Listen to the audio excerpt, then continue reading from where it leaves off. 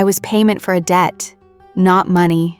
Me, my bond, my name, the last thing the Varga family had left to give. The hall was full that night. Every head of every house in Korvane, packed into the long room under the green lamps, watching the Castellan dawn decide whether my father's blood debt would be settled clean, or whether my mother and my brother would pay it the other way, the way this city pays things when there is no money left. Dominika Castellan did not raise her voice. I would learn that she never raised her voice. She turned the heavy steel ring on her right hand, once around, and she looked at me, not at the ledger on the table, not at the men who had brought me, at me. And she said one word to the room, settled. And just like that, I belonged to the most dangerous woman in the city. Hi everyone! Thank you for staying with me. Subscribe so you don't miss the next episode. Stay close, stay connected. And the strange thing, the thing I could not have told you that night and can barely explain now, is that it was the first time in a year I had not been afraid. If you want to hear uncensored, too hot for YouTube stories, check out my Patreon in the description. Tell us where you are watching from and subscribe. I want to back up first. My name is Esme Varga. I was 25 the year my father died and left us his debt. And before that, I had spent my whole life behind the same long table in the same warm room, learning the one trade my family had. We ran an honest house. You have to understand what that meant in a city like Korvane. Everyone here runs a game. The Castellans run most of them, and the Vaughns run the ugly ones, and 100 small houses run the rest. And almost all of them cheat, because cheating is easy, and the people who come to gamble are already lying to themselves about their luck. My family did not cheat. The Varga house had a green door and a green lamp over every table, and a rule my grandmother set down before I was born. The house wins because the odds let it, and never because we made them. People trusted us. For 60 years, in a city where trust is the rarest chip on the floor, they trusted the green door. We were not rich. We were something better than rich, and I did not understand how rare that was until it was being auctioned off to pay for my father's mistakes. Because my father, who taught me the trade, who taught me that you do not love a thing properly until you know exactly what it is worth, made one bet he could not cover. I will not dress it up. He borrowed against the house from the Castellan syndicate, the way half this city borrows when the season turns cold and the tables go quiet, and he meant to pay it back, the way half this city means to. And then his heart stopped on a Tuesday in the back office with the ledger open in front of him, and the debt did not stop with him. Debts in Korvane do not die when the borrower does. They pass down, the way a name passes down, the way a green lamp passes down. The debt came to me and to my mother, who could no longer climb the stairs, and to my brother Tomas, who was 19 and frightened, and the only person left I would have burned the city down to protect. The number was impossible.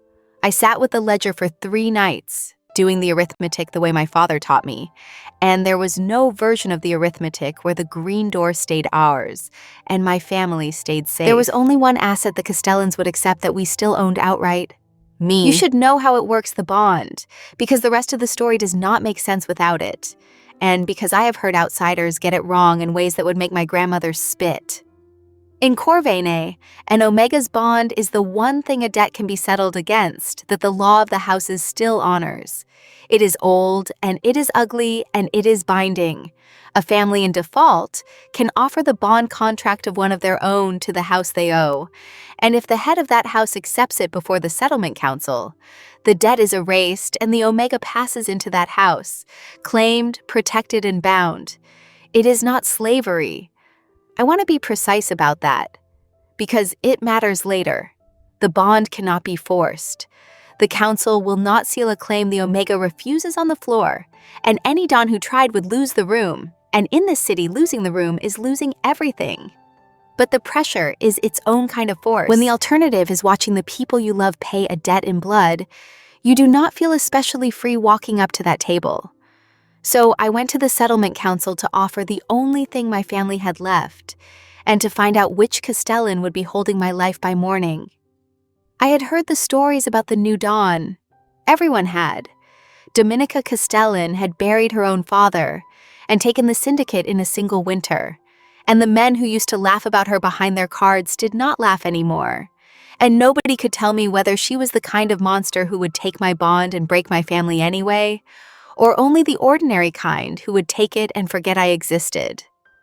I had not considered a third kind.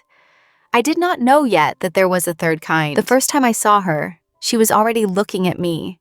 The hall was full and loud and frightened, the way those rooms always are, and I came in between the two men my father's old partner had sent to deliver me, and I had decided on the walk over that whatever happened, I would not let them see my hands shake. I kept my father's house token in my fist for that exact reason. A worn brass disc, the last chip from the Varga floor, the one he carried for luck, and that had not in the end brought him any. I held it so tight the edge bit my palm, and I walked in with my chin up, and I looked for the Castellan dawn the way you look for the weather. She was at the head table, and she was not looking at the ledger, and she was not looking at the men, and she was not performing the boredom that powerful people perform in rooms like that. She was looking at me. Black hair, one streak of silver at the temple she had clearly stopped bothering to hide years ago. A charcoal coat she had not taken off, as if she did not intend to stay long. And on her right hand, a heavy steel signet ring that she turned, slowly, once, when our eyes met, the way another person might take a breath. I had walked in ready to be looked at like a payment. She looked at me like a question she had already decided to answer. I did not understand it. I want you to remember that I did not understand it, because almost everything that happened after that happened in the space between what she was doing and what I was able to believe she was doing. The men set the ledger on the table. Someone read the number out loud, so the room could hear what the Varga name had come to. And Dominika Castellan let them finish. And then she turned the steel ring once more. And she did the first of the many things she would do that I had no category for. She did not look at the ledger when she answered. She looked at me, and she asked me a question no Dawn in the history of that council had ever asked the Omega standing in my place. She asked me if I agreed. The room did not understand it either. I heard it go still around me. That particular stillness of a room full of dangerous people watching one of their own break a rule they did not know could be broken. Because the bond does not require the question. The council requires that the Omega not refuse on the floor. A silence is enough. A lowered head is enough. No Dawn asks if you agree. To ask is to hand the Omega a kind of power. To make the claim a thing freely given instead of a thing taken. And power in that room was not a thing anyone gave away, least of all to the girl being used to settle a dead man's debt. Dominika Castellan asked me if I agreed, in front of every house in Korvane. And she waited. I understood, standing there, exactly what she had done. She had made it mine. Whatever this was going to be, she had put it in my hands first, so that no one in that hall, and I understood much later so that I myself, could ever say I had been taken. It was the single most powerful thing I had ever watched a person do, and she did it by giving something away. I said yes.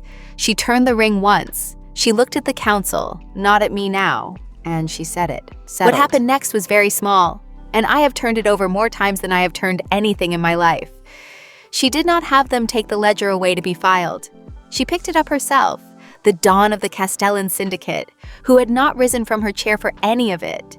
She stood, and she crossed the floor with that economy she had, no wasted step. And she stopped in front of me, and she did not loom, though she could have. She held out her hand, and for one cold second I thought she wanted the token, the brass disc still cutting into my palm, the last thing my father had touched. I almost gave it to her. I had already decided that nothing was mine anymore. She did not want the token. She closed my fingers back over it, around the brass, with her own hand, just for a moment, the steel ring cool against my knuckles, and she said, quietly, so only I could hear it under the noise of the room, keep that. It was never part of the debt. And then she straightened, and she said to the hall in the same flat voice that the Varga house would stay open, the green door would stay Varga, and any man who touched it or the family inside it would answer to the Castellan name. And she looked when she said it at exactly one person across the room, a lean alpha with a banker's smile and a lieutenant's ring, who I would learn was called Silas Vaughn, and who had come to that council expecting to leave with my family's house in his pocket. He stopped smiling. I will remember that as long as I live. The new dawn erased my father's debt, kept the green door ours, put her own name between my brother and the wolves, and asked my permission to do it. And the only price, the only thing she took was me. I had walked in ready to be a payment. I had not been ready to be wanted. They drove me to the stone house that night, the old Castellan place on the hill above the gaming quarter, and I sat in the back of a long, quiet car, holding a brass token I had been told to keep. And I tried to do the arithmetic of what had just happened to me. And for the first time in my life, the numbers would not come. Why had she protected my family? That was the question I could not put down. The bond required none of it. She could have taken my contract and let Vaughn have the green door and forgotten my mother's name by breakfast. And the council would have called it a clean settlement, and no one would have thought less of her. Mercy is not a currency in Korvane. It does not hold its value. And yet she had spent it publicly, in front of everyone whose fear was the only thing keeping her alive at the top of that syndicate. And she had spent it on me. I told myself it was strategy. I told myself a powerful woman does nothing without an angle. That protecting the honest house bought her something, reputation maybe, leverage maybe, and that I was a fool to read warmth into a transaction. I told myself that for a long time. I was wrong, and I knew I was wrong, and I kept telling myself anyway, because the truth was standing at the top of the stairs of the stone house waiting for me. And I was not yet brave enough to be wanted by it. The stone house was not what I expected. I had expected gold. Dangerous people in the city decorate like they are afraid of being forgotten. The Castellan house was dark wood and old books and a single warm lamp left on in a long room, and it was quiet in a way the city never was, and it smelled faintly, everywhere, of leather and cold smoke, which I would soon understand was not the house at all. It was her. Yelena met me at the door. She was past 70, the house matron, silver-haired and sharp-eyed, and she had been with the Castellans longer than the Dawn had been alive, and she looked at me the way you look at whether you have seen before, and respect. She showed me a room, my own room, with a lock on the inside, a detail I did not understand the importance of until much later. And she said only one thing to me that first night, as she set a cup of tea by the bed. She said, "She told the whole council the green door stays yours. I have been in this house 50 years and I have never once heard her explain herself to that room. You should think about why she did." And then she left me alone with the tea and the lock and the brass token and the smell of leather and cold smoke that was not the house. I did not sleep. I sat up with my father's chip in my hand, and I thought about a woman who asked permission. And I decided that before I let this city tell me what I had become, I was going to make Dominika Castellan tell me what she actually wanted. Because everyone in Korvane wants something. I had built my whole life on reading what.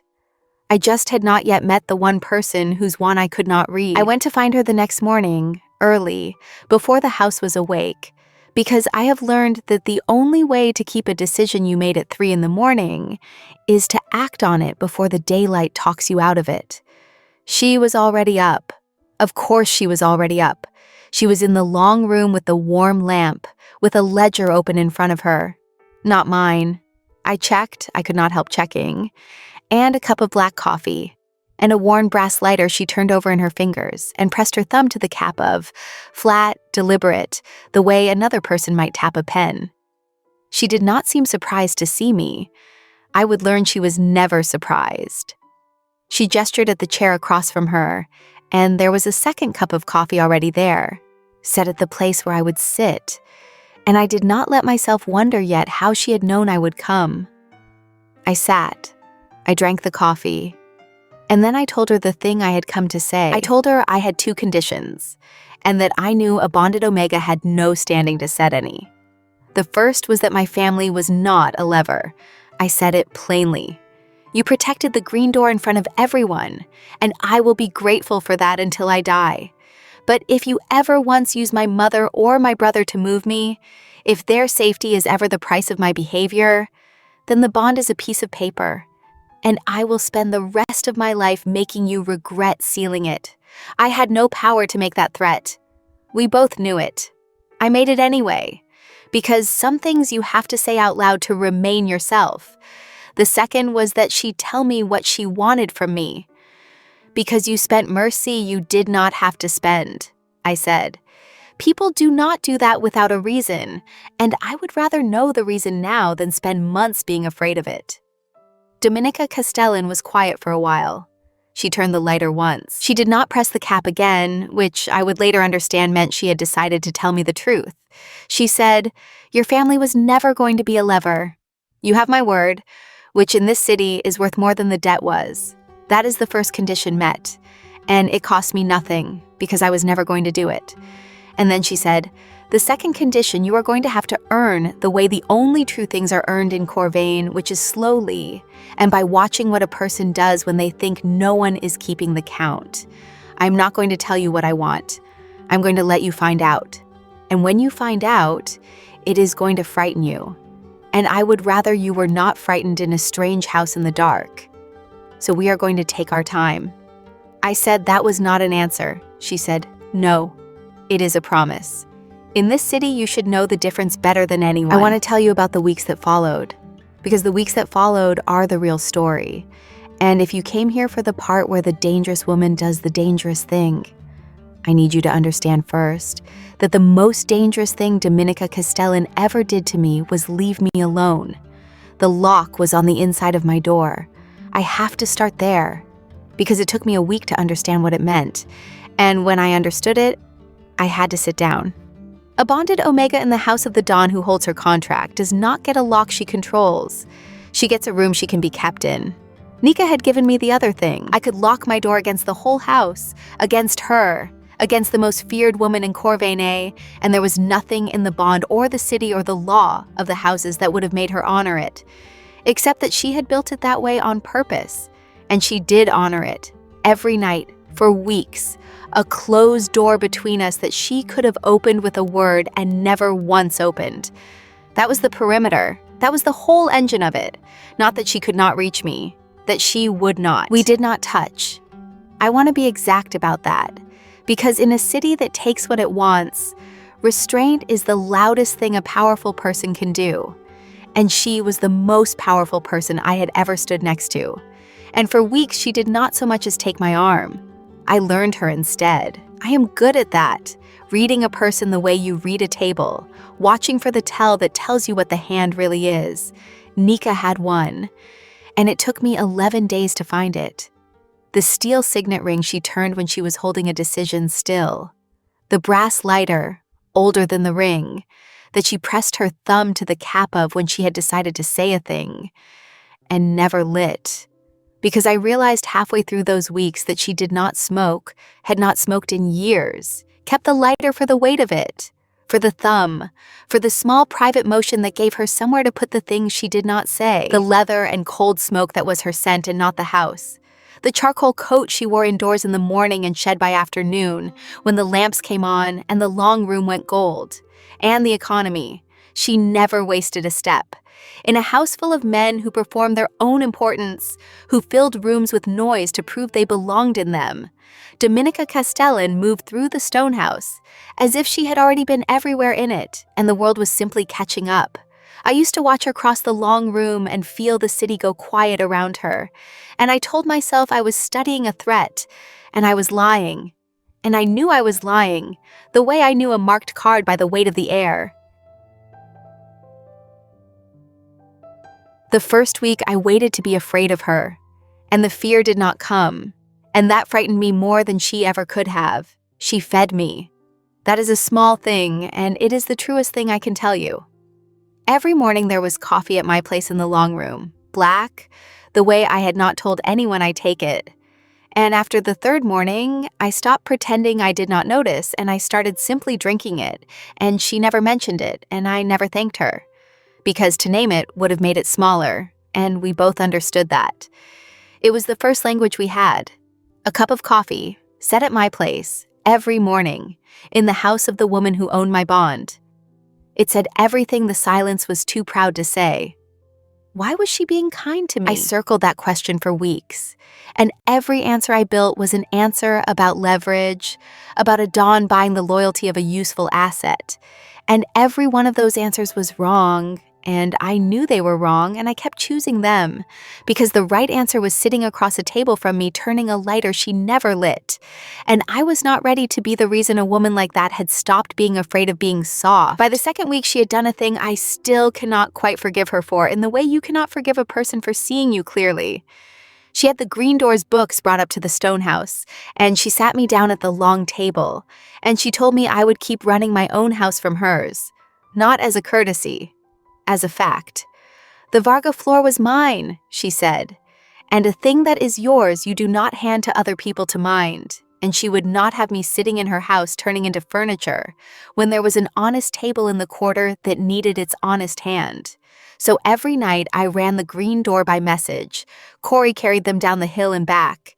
And every night she let me, and never once told me how. And a woman who could have run my house better than I could, who held the whole ledger of the city in her head, sat across from me and let me make my own small careful decisions about my own small honest floor. There was a regular at the green door, an old beta named Doss, who had been losing the same modest amount to my family for 30 years, the way some men keep an appointment. That second week, Doss got into trouble with one of Vaughn's gray houses, the kind of trouble that does not stay at a card table. Word reached me at the stone house, and I did the arithmetic. I had no money to cover it, no name that frightened anyone, nothing but a green door and a debt of my own. And I must have gone still over the books, because Nika looked up, and she watched me for a moment, and she said, "Who?" I told her it was nothing. An old man at my floor, not her concern. She turned the steel ring once, and then she did the thing she did. The thing I never learned to predict. She set down her coffee and she dealt with it quietly, completely, with a single message carried down the hill in Corey's hand. And the next night, Doss came to the green door the way he always had, frightened and grateful, and not knowing who had reached over his whole sad life and steadied it. I knew. I sat at the stone house, and I understood that the most dangerous woman in Korvane had spent a piece of her terrible name on a losing old man at my table, because he was mine. And a thing that was mine, she had decided, was not going to be taken either. Why was she doing this? I still asked it, but the answers about leverage were getting harder to believe, because there is no leverage in an old man named Doss. I learned her hands that week, watching her work. She kept a deck on the table, not to play. I never once saw her play, but to handle, the way she handled the lighter, something for the hands to do while the mind did the dangerous arithmetic. And she handled a deck the way she did everything, with that economy, exact, unhurried, every card going exactly where she meant it and never one wasted motion. And I, who had been raised behind an honest table by a family who could all deal like breathing, watched the dawn of the Castellan syndicate handle a deck of cards and understood that she had been raised in a back office doing precisely this, alone, for years, while louder people decided she did not matter. She dealt like a woman who had spent a long time being underestimated and had used every minute of it. I could have watched her hands for the rest of my life. I have, more or less, and I have not gotten tired of it yet. The green lamp from my father's office sat on the long table by then. She had sent for it, without asking, the same way the coffee appeared. A small green-shaded lamp from a dead man's back room, set quietly beside her own dark ledgers, so that the honest light and the dangerous light burned side by side. She never mentioned it. I never thanked her. It went on the same silent shelf as the coffee and the lock, and everything else she gave me without letting me catch her giving it. I should tell you what it cost her to be soft with me, because I saw the other thing that week, and I never forgot it. A man from one of Vaughn's gray houses came up the hill to lean on the Castellans. A small move, a probe, the kind Vaughn sent the way you push a stack forward to see who flinches. I was in the long room when they brought him in, And I watched Dominika Castellan stop being the woman who set coffee at my place and become, for about 90 seconds, the thing the whole city was afraid of. She did not raise her voice. She never raised her voice. But the leather and cold smoke of her went sharp and certain, and she said 3 flat sentences to that man that I will not repeat because they were not mine to hear. And the man went gray under his own gray house pallor and could not get out of the stone house fast enough. She did not touch him. She did not have to. The whole dangerous machine of her turned over once, quietly, in front of me. And I understood with a cold clarity exactly what she was, exactly what she was capable of taking. And then she turned back to the table, and her hand came near mine, reaching for the green lamp, and she stopped it half an inch away, the same half inch, the perimeter she would not cross, gentle as a held breath. The same hand, the same woman, 90 seconds apart. That was when I understood the restraint. It was not that she was harmless. I had just watched her not be harmless. It was that she was the most dangerous woman in Korvane, and she had decided, with the one person she could have taken most easily, to want and not take every hour on purpose. There is no softness in a person who has never been able to be hard. The softness only means anything coming from the hand that just turned a gray house enforcer to water without lifting itself off the table. Corey saw my face after the man left. He was 19 and saw everything. He said quietly, "You should know she does not do that. The coffee, the lamp, old Doss. 40 years this house has run on people being afraid of the Castellans, and I've never once seen one of them try to be loved instead." He looked at me, a girl handed across a council floor as payment, somehow turned into the thing that made the coldest dawn in the city set out a green lamp, and he said, "Whatever you are to her, don't break it. The whole quarter's safer with her like this." And he took the night's messages and went down the hill into the loud, bright, dangerous city. There was a night, near the end of the 3rd week, when the perimeter nearly broke, and it was her discipline that held it, not mine. And that is the truest thing I know about her. The city had been loud that night, a fire in the gray quarter, the kind of trouble that makes a whole city hold its breath. And I had not been able to sleep, and I had come down to the long room in the dark for water and found her still up, because she was always still up, the lamp low, the lighter turning in her fingers. And something in me, some wall I had spent my whole careful life building behind an honest table, simply ran out of mortar. I was an omega in a quiet, warm room, a handspan from an alpha, whose scent I had stopped pretending not to notice, in a house I had walked into as a payment and somehow stopped wanting to leave. And I felt the want come up through me like heat off a summer street. And I knew, flatly, that if she so much as turned toward me, I would close every inch myself and ask the most dangerous woman in Korvane to stop being careful with me. She felt it. Of course she felt it. There is no hiding that from an alpha, and I did not have the strength left to try. And Dominika Castellan took one step back. She did it gently, the way you set down a thing you are afraid to drop. She put 8 inches of warm, dark air between us, where there had been a handspan, and she turned the steel ring counter to itself, the rare way. The way that meant something had gotten past her, too. And she said very quietly, "Not like this. Not because the city is on fire and you are frightened and you have nowhere else to put it tonight. When you come to me, Esme, you are going to come to me with your eyes open, on a night you chose, knowing exactly what I am. And you have seen tonight exactly what I am. And choosing it anyway. I will not take you in a frightened hour. I would rather hold this line forever than have you wake up tomorrow and add me to the list of things the city took from you in the dark. I want you to understand what that cost her. I could smell what it cost her. She wanted, that night, precisely what I wanted, and she held the whole syndicate's worth of power in her hands, and she used every ounce of it to take a single step backward. I did not sleep after that, and in the morning I found that she had not either. The fire in the long room built up against the cold. A glass of water set at my place beside the cold coffee. The green lamp left burning low all night, so that if I came down again in the dark, the honest light would be on for me. She had sat up the whole night a room away from a door I could lock against her, and she had not come near it, and she had left the light on. I have never before or since felt so completely kept by being so completely free. That was the week I stopped being able to imagine my life without her in it. I just was not brave enough yet to say so. In a city that takes everything you admit to loving. It was Yelena who said it first. Yelena, 70, who had buried 2 Castellan dons and feared neither, and who had decided, for reasons she never explained, that she would tell me the truth this house was too careful to say out loud. She found me on the back stair one evening near the end of the 3rd week.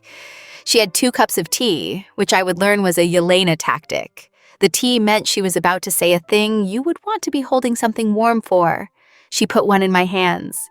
She looked down at the lamps of the gaming quarter coming on below the hill, the whole dangerous city lighting up for the night, and she said, "You think she is protecting an asset." I said it was the obvious read, and Yelena said, "I have run this house for 50 years, child. I have watched that woman protect assets. She does it the way you and I breathe, without warmth, without a wasted ounce of herself, because an asset is arithmetic, and she is very good at arithmetic. That is not what I have been watching for 3 weeks. She is not protecting an asset. She is protecting you. There is a difference, and you, of all people, raised behind an honest table, should be able to count it." I said, "What is the difference?" And Yelena, who never made me pay for the truth the way everyone else in that city did, looked at me for a long moment, and then she said, "An asset she keeps. You, she keeps free. Ask yourself which one costs her more." And then she took her tea and went back inside, and left me on the stair with mine, and the whole bright, dangerous city spread out below me, and somewhere behind me, a woman with a lock she would not break was turning out the lamps one by one. I should tell you about Vaughn, because the warmth in that house was growing inside a danger that never once stopped, and forgetting that is how you die in Korvane. Silas Vaughn had come to the settlement council expecting to leave with the green door, and Nika had taken it out of his hands in front of everyone, and men like Vaughn do not forget a thing like that. They file it, the way she filed everything, and they wait. He began, in those weeks, to do the patient, ugly work of his kind. A word here that the Varga house was settling its debts in a way the old families found distasteful. A question there about whether a Don who erases debts for pretty omegas was a Don the syndicate could still trust to be cold. He was building something slowly, the way you build a hand you mean to play late. And what he was building was a case. That the Castellan bond was not a clean settlement at all, that Dominika had spent the syndicate's authority on her own want, and that a Don who could be moved by want could be moved out. Corey told me most of it. Corey was 19 and ran messages for the house and had not yet learned to pretend he did not see things. And he liked me. And one rainy night he stood in the doorway of the long room and said, with the terrible directness of the very young, "You know half the quarter is betting on how long before Vaughn calls a council to break your bond." And then he looked at me, a girl who had walked into this house a payment, and somehow become a thing people were afraid the Don cared about too much. And he said, "My money's on her. I've never once seen her lose a room." And he went back out into the rain. I did not look at the woman at the table, but I heard her set the lighter down very softly and not press the cap, which from Nika was the loudest possible reply. What happened next was very small. It was a Friday, late, the lamps gold, the coke gone from charcoal to whatever charcoal becomes when the light forgives it. We were going over the Green Doors books together. She had insisted I keep running my own house, by message from hers, another thing I had no category for. And our hands were near each other on the table, the brass token between us where I had set it down without thinking. And she reached to move a page, and her hand came to rest a breath from mine, and stopped. She did not close the last inch. I felt the warmth of it across that gap, the way you feel a held card you have not yet turned, all the weight and none of the knowing. And I understood that the inch was on purpose, that she was holding the perimeter even here, even now, even with her own hand a breath from mine in her own house where no law would have stopped her. She said, quietly, not looking at me, looking at the page, "There is going to be a council. Vaughn will call it within the month. He is going to stand up in front of every house in Korvane and try to prove I claimed you for myself instead of for the debt. And the terrible thing, Esme, is that he is not entirely wrong." I said I did not understand. She turned the ring once, the rare way, counter to itself, and she said, "You will." And then she said my name.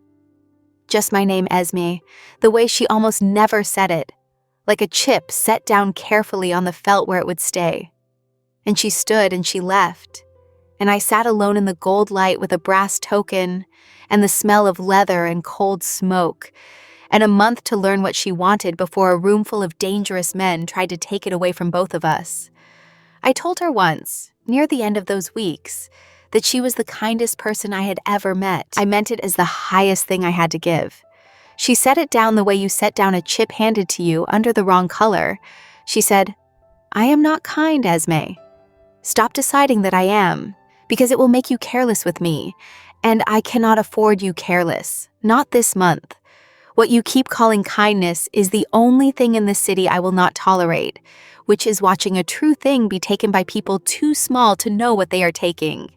An honest house, swallowed by a man like Vaughn, a family ruined to balance a dead man's arithmetic, a woman raised behind a green door, the last honest table in Korvane, sold across a council floor like a marker. That is not kindness, what I feel about those things. It is closer to rage. I have simply spent my whole life learning to keep it cold enough to use." And then she told me the rest of it, the part I carried out of that house and have never set down. She said, "My father built the syndicate on taking. He took the green doors and turned them gray. He took the honest houses and taught them to cheat, because a city that cheats is a city you can own. I buried him last winter, and I took his chair, and every man in that council expected me to be him with a steadier hand. And I have let them keep expecting it, because the fear is the only thing holding me here, and the day they stop being afraid is the day Vaughn or someone like him puts me in the ground. So I am cold in that room, because cold is what survives. But I came up through this city watching it take and take, and I made one promise to myself the night I took the chair. I would use everything I am, all of it, the whole cold, dangerous machine of me, to make sure it never took the one thing I decided to keep. She looked at me when she said that, and she said the part that rearranged something structural in me, the way a single honest card can change the meaning of a whole hand. She said, "You think the bond was the debt. The bond was the debt. But I had been watching the green door for 2 years before your father ever borrowed against it, Esme. The last honest house in Korvane, and the careful girl who ran it like it mattered, like the trade was a thing you could love. I did not engineer your debt. I would never. But when it came to my table, I did not see a payment. I saw the one true thing the city had not yet ruined, about to be ruined, and I decided, the way I decide everything, completely and without fuss, that it was not going to be. Not while I had a single say in it. So Vaughn is right.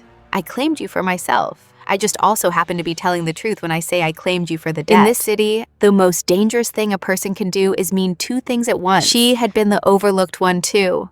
I want you to know that, because she would have died before she told you, and it is the key to all of her. Yelena gave me the shape of it, the way she gave me everything, in pieces, on the back stair. There had been an older brother, the loud Castellan, the one the father groomed for the chair, the one who could fill a room and close a deal and be feared in the ordinary way. And there had been Dominika, the second one, the quiet one, the one they put in the back office with the ledgers because she was good with numbers and bad at being loud. They had underestimated her for 30 years. They had looked at the careful, watchful, exact woman in the back room and seen a clerk, the way Korvane looked at an honest house and saw a mark. And then the brother had gotten himself killed being loud. the way loud men in the city do, and the father's heart had given out. And the quiet one in the back office had stood up with the whole ledger of the syndicate in her head, every debt and every favor and every fear, and taken the chair so completely that the men who had spent 30 years not seeing her never saw her coming. So when a girl walked into her council holding a brass token, like it was the last honest thing in the world, a girl whose family had spent 60 years being honest and was about to be devoured for it, Dominika Castellan did not see a stranger. She saw the thing she had spent her whole life being, and she decided, in the first 10 seconds, that this one was not going to be taken, not in her city, not while she still held the room. I did not know any of that the day her hand stopped a breath from mine. I only knew that the coldest woman in Korvane kept choosing, over and over, the slow, careful version of keeping me, when the city had taught her nothing but the fast, cruel one. I know the rest now. The slow version was not a Dawn being patient. It was a woman who had been taken for granted her whole life, refusing, on principle, to take me. Vaughn called the council 11 days later. I will tell you exactly what he did, because it is the crisis, and because what we chose to do about it is the whole measure of us. He stood up in front of every house in Korvane, in the long room under the green lamps where my bond had been sealed, and he did not accuse Dominika of cruelty. That would have been survivable. He accused her of want. He said the Castellan Dawn had spent the syndicate's authority erasing a debt and shielding a house and putting her own name between a nobody family and the consequences of the city. And that she had done it not for power, not for leverage, not for any reason the council could respect, but because she wanted the Omega she had claimed. He said a Dawn who could be moved by want was a Dawn who could be moved full stop. And he called for the bond to be voided as an unclean settlement, the Varga debt reinstated, the green door forfeit, and a vote of no confidence in the chair. He was not wrong that there was want. That was the knife of it. He had taken the truest thing in that house and held it up as a weakness. For the days before the council, the whole city took sides the way Korvane takes sides, which is quietly, with money. The gray houses lined up behind Vaughn, because a Dawn who could be moved by want was a Dawn they could imagine moving. The old families waited, the way old families do, to see which way the wind would cut. And the green door, my green door, the last honest house in the quarter, found, those days, that it had more friends than it knew. Small people, the kind the city never counts. Doss, the losing old beta, told anyone who would listen that the Castellan Dawn had reached over his sad life and steadied it for no reason a man like Vaughn could understand. The fruit seller who had watched me grow up behind the green lamp. The dealers who had worked our floor and never once been asked to cheat. They could not vote in the council. They had no standing, no name that frightened anyone, but they talked. And in a city that runs on fear, a little honest talk is a stranger and louder thing than anyone expects. I went down the hill to see my family those days because I needed to look at the thing I was about to gamble before I gambled it. My mother was well enough that week to sit up. My brother Tomas had kept the books exactly the way our father taught us, every column honest. And when I saw them, I had to sit down because the green door had survived, was surviving, would keep surviving, and all of it, every honest column, existed because a woman on a hill had put her terrible name between us and the wolves and asked my permission to do it. Tomas asked me, careful, 19, frightened, whether I was safe up there, whether the Dawn was kind to me, and I thought about how to answer him. And I told him the truest thing I had. I said, she is not kind. She is something I do not have a smaller word for than this.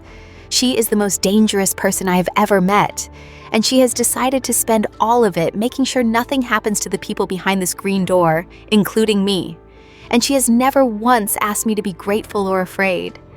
And Thomas, who was young but was a Varga, who could read a table, looked at me for a long moment, and then he said, "You love her." And I did not answer him, because I had not yet said it out loud, even to myself. And saying it to my little brother in our father's office felt like turning a card I was not ready to turn. Yelena found me before I went back up the hill. She had no tea this time, which is how I knew it was serious. She said, "You know what she is going to offer you." I have known that woman since she was a child. No one looked it twice. When she is cornered, she does not save herself. She finds the most expensive thing she owns, and she spends it on the person she has decided to protect. Tomorrow, she is going to find the most expensive thing she has, which is the truth, the one currency she has never once spent in that room. And she is going to offer to lie it away to keep you safe. She's going to stand up and call you nothing in front of the whole city and mean every cold word. And it will work. And it will cost her the only honest thing she has left. I asked her what I was supposed to do about it. And Yelena, 70 years old, who had buried 2 dawns and feared neither, looked at me the way my grandmother used to look at me across the green veldt. And she said, "You were raised behind the last honest table in Korvane. You already know what you do with a lie that is offered to save you. You refuse it, and you put a true thing on the table instead, and you let the whole room watch you mean it. She cannot save herself, child. She has never learned how. But you can refuse to be saved the cheap way, and that she has never once seen anyone do for her. So do it. Do the thing no one has ever done for that woman. Make her keep her one honest thing, even when she is trying to throw it away on you."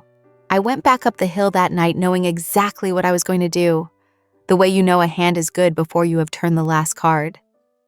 I was not going to let Dominika Castellan lie me safe. I was going to make her tell the truth, in the one room where the truth could get us both killed. And I was going to put a truer thing on the table beside it. And I was going to trust an honest play in a city that had never once rewarded one. It was the most frightened I have ever been. It was also the surest. My grandmother always said those two are not opposites, behind an honest table. That night I finally understood what she meant. She came to me that night, in the long room, and for the first time since I had known her, she looked tired. And she laid it out the way she laid out everything. She said, "There is one way to survive the council. I stand up tomorrow and I tell that room the bond was pure arithmetic. Cold, a clean settlement, and nothing more. I look at you like a marker, and I let them watch me not care, and Vaughn's whole case dies, because you cannot accuse a dawn of want she does not show. The room stays mine, your family stays safe, and the price is only that I say, in front of everyone, that you are nothing to me. I can do that. I have been cold in that room my whole life. I can be cold one more time, for you." And I understood, sitting there, that she was offering to deny the one true thing either of us had, to lie in the only room where her word was law, to spend the single thing she had never once spent, and to do it to protect me. She had refused to take from me for weeks. Now she was offering to give away the truth itself on my behalf, and all I had to do was let her stand up tomorrow and call me nothing. I want to say something first. The easiest thing I have ever nearly done was let her. I sat there, and I felt how simple it would be to say yes, be cold, save us both, pay for it with a lie that cost me nothing and cost you everything. And I thought about a woman who asked my permission in front of the whole city when she did not have to. I thought about a lock on the inside of a door. I thought about an inch she would not close even with her own hand, because she would not take me even when taking me was hers by every law this cruel city had. And I understood that if I let her call me nothing to save us, I would be doing to her exactly what Vaughn accused her of being too weak to survive. I would be making her small to keep her safe. I would be teaching the one woman who never took from me that the way to keep me was to lie. So I said no. I said, "You are not going to stand up and call me nothing?" She went very still. She said, "Esme, if I show that room 1 ounce of what is real, Vaughn wins. Want is the whole case. The moment I look at you like you matter, and I said, "Then let him see it. Let the whole council see exactly how much I matter to you. And then let me stand up. Because here is the thing Vaughn does not understand about an honest house, Nika. He thinks the want is the weakness. It isn't. The weakness is the lie. A bond a Dawn takes for want is unclean, but a bond an Omega stands up and chooses to freely, in the open, in front of every house in Korvane, with no debt left to force her and nothing left to gain. That is the cleanest thing in this city. You already gave me the choice once at the first council when you asked if I agreed, so give it to me again, in front of everyone, and I will answer it where they can all see, and there will be nothing left for Vaughn to break, because you cannot void a thing that was freely given. She looked at me for a long, long time, and then she did the thing I had only seen her do once before. She smiled, fully, the whole cold, careful face giving way to it, and she said very quietly, "There she is." I did not understand what she meant. I was about to. The council met the next night in the long room under the green lamps, every house in Korvane packed in to watch a dawn fall or hold. I have told you about this room already. I have told you, because I have never been able to start this story anywhere else. Vaughn made his case the way he had built it, slow and patient and ugly. He laid out the mercy as if mercy were a confession. He counted every soft thing Dominika had done, the green door, my family, the question she had asked me at the first council, and he turned each one into evidence that the chair was held by a woman who wanted, and a woman who wanted could be moved. And a syndicate that could be moved was a syndicate already half taken. He asked the council to void the bond, reinstate the debt, forfeit the green door, and put the question of the chair to a vote.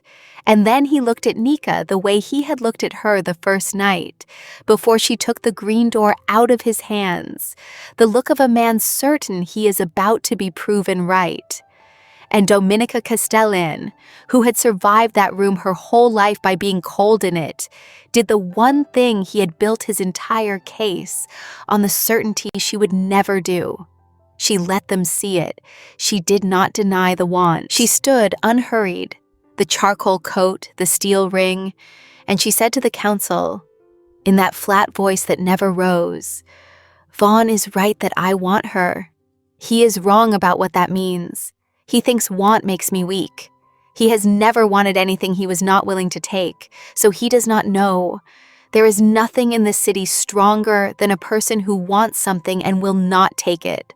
I have held this chair on fear. I am telling you now, in front of all of you, that there is one person in Korvane I have never once used the chair against. And there she is, and I would burn the whole syndicate down before I moved her by force. If that makes me unfit to hold it, then call the vote.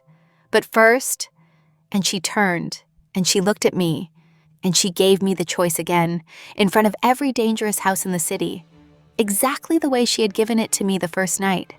She said, "Esme Varga, the debt is gone. It was gone the night I sealed it. Nothing reinstates it. Your family is safe whatever this room decides. The green door is yours either way. There is nothing left to force you and nothing left to gain.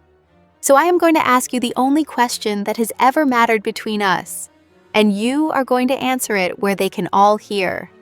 And you are going to answer it free. Do you agree?" The room went very quiet. I stood up. I had my father's brass token in my fist, the way I had held it the first night, the last honest thing the Varga house ever owned, and I did not let them see my hands shake, because they did not shake. I looked at the council, and then I looked at her, and I answered the question that no debt was making me answer. In front of every house in Korvane, I said yes, and I said the rest of it so Vaughn could never unsay it. I said, there is no debt. There is nothing she can take from me by holding it, and nothing I can buy by giving in. I am standing in the one room in the city where her word is law, and I am telling you that I choose her freely, with my family safe and my house my own, and every reason to walk out that green door and never come back. You cannot void a thing that is freely given. You came here to break a bond a Dawn took. There is no such bond. There is only the one I am choosing right now in front of all of you. Break that if you can. Vaughn could not. No one could. You cannot accuse a woman of being moved by want when the thing she wants stands up in a room with every exit open and chooses to stay. The case did not lose so much as cease to exist. the way a marked card means nothing once the whole table is watching the deal. And in the silence after, it was old Yelena, of all people, who said it. Yelena, who had run that house for 50 years and had earned the right. She said the word into the quiet, the word that had bound me to this woman the first night, and now, finally, meant the thing it should have meant all along: settled. She found me afterward, away from all of it, in the back office of the stone house where the Ledgers lived. And that is where it happened, the thing the perimeter had held against for weeks, the inch she would not close even with her own hand. She came in and she set down the ledger. She crossed the room with that economy, no wasted step, and she stopped in front of me closer than she had ever stood. And for once, she did not turn the ring, and she did not reach for the lighter. She just looked at me, and then she lifted her hand, slowly, giving me every chance in the world to step back, and she rested it against my jaw. It was the first time she had ever touched me.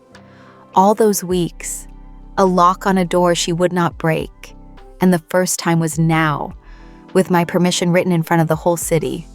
I did not step back. Her hand at my jaw, the steel ring cool against my cheek, the leather and cold smoke close now. And she said very quietly, "I have wanted to keep you since the night you walked into that council holding a brass token, like it was the last honest thing left in the world. I took my time, because I needed you to be able to leave. You stayed. You stood up in a room full of wolves, and you chose me with every door open. So I am going to say it once, plainly, the way you have earned. You were never a payment. You are the one thing I decided this city would not take. And I am yours as much as you are mine. More, probably, though I will deny it in front of Yelena." Her forehead rested against mine. She kissed me once, and it was the quietest and most certain thing that had ever happened to me in a city built on noise. And then she took my hand, the one with the token in it, and she pressed something into it beside the brass, a thin steel band, the twin of the ring she turned when she held a thing still. And she closed my fingers over both, the token and the ring together, the honest thing and the dangerous thing. And she did not ask me to wear it, and she did not have to. I said, "Settled." She laughed, the full laugh, the one the whole cold city had never been allowed to hear.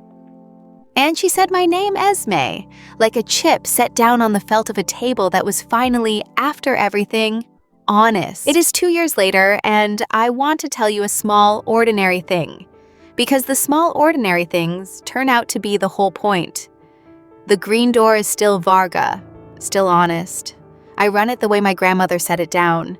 The house wins because the odds let it, and never because we made them. And on the good nights, when the lamps are gold and the tables are full of people lying to themselves about their luck, the most feared woman in Korvane sits in the corner with a cup of black coffee and a brass lighter she never lights, and she watches me work, and the whole dangerous city leaves the green door alone, because everyone in Korvane knows now exactly whose it is, and exactly who stands behind it. My mother is well enough to come down on Sundays. My brother Tomas keeps the book. The steel band sits next to my father's brass token on the same shelf, the honest thing and the dangerous thing, side by side. And I look at them most mornings, and I have stopped being able to tell which one I would not give up, because the answer is both. Because the best things in my life have always been two things at once.